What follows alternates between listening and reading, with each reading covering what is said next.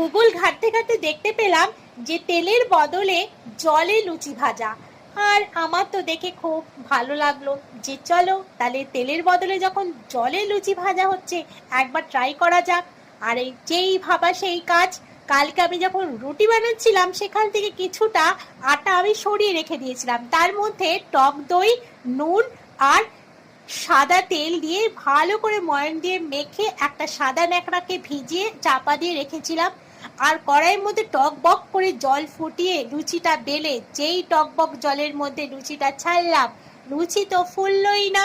ওখানে কিন্তু বলেছিল যে লুচি ফুলবে, কিন্তু লুচি না ফুলে লুচি চলে গেল জলের নিচে।